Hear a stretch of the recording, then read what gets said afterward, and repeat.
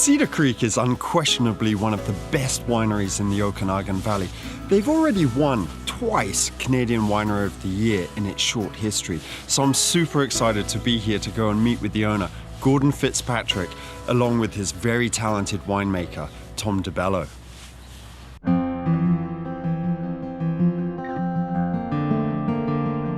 So Gordon, tell me about the history of Cedar Creek then. When did you guys get going?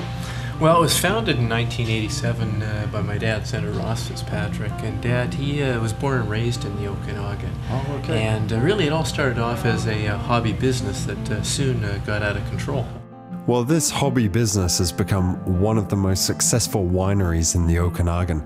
Gordon's now taken the reins from his father, and he's also taken Cedar Creek to a whole new level. He's over 150 acres of vineyards with a large 50-acre block surrounding the winery and sites as far as the Soyuz planted to the big Bordeaux reds. So that's one of the largest landownings in the Okanagan, right? Yeah, and what it's enabled us to do is really plant the right varietals at the right sites. So our vineyards down in Soyuz, we've planted the 5 Bordeaux Reds, Merlot, Cab Sauv, Cab Franc, Malbec, and a little bit of Petit Verdot. And more recently we've added some Syrah down at Haynes Creek. Now, some people say that the Okanagan Valley, we shouldn't be planting Merlot and Cedar and the Bordeaux Reds, and we should just be focusing on the Germanic aromatic whites. Thoughts on that? I think that'd be a little boring, don't you?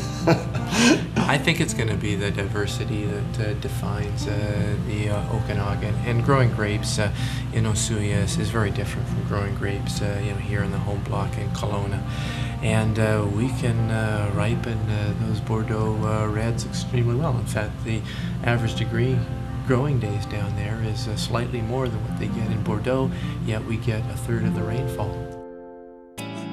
I'm a big fan of Cedar Creek Chardonnay and Pinot Noir, but actually they've single-handedly transformed the quality of Syrah in the Okanagan, making what I believe is the very best one in the valley today. Well, we've only been making Syrah since 2003. I mean, that's one of the great things about growing grapes here in the Okanagan, a new region. We don't have any constraints, right? And so we can look to do different things. So we started making it in 2003, and 2005 actually our Syrah won Canada's Red Wine of the Year at the Canadian Wine Awards. That's very impressive. So we've had a lot of encouragement with it, and I remember Tom Stevenson in his wine report, he said it was the best Syrah he'd ever tasted. In fact, not only did he taste in the world. There's absolutely no doubt that the Okanagan can produce some outstanding quality wines, but there's also a bit of an issue with wines labelled as cellared in Canada. These are actually sold as Canadian wines, and yet they're not made from grapes grown in Canada. I was very keen to hear Gordon's thoughts on this. What percentage of total wine sales in British Columbia does the cellared in Canada account for? It is the largest market segment. The last statistics that I saw, I think it has about a 35 to 36% market share.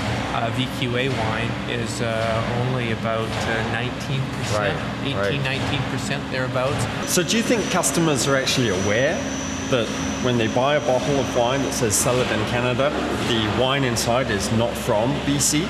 If they weren't aware before all of this controversy, they sure are now. Sure probably are now. And that is one of the upsides. And don't you think, though, that if we got rid of these cellared in Canada wines, that the image of VQA wines would be elevated? Not necessarily. I mean, like I had stated earlier, there's nothing wrong with doing a blended wine here in Canada. And I just stated that it's virtually impossible for us to make $10 VQA wines because of all of our input costs. And so I would rather have somebody purchase, cellared in Canada than Yellowtail. Cedar Creek is a must visit for the wines. In my opinion, Tom DeBello, the winemaker, is one of the most talented in the Okanagan Valley.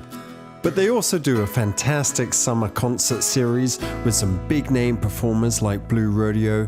And if you miss that, well, make sure you stop by for a tour and tasting, followed by a delicious lunch on their terrace during the summer months.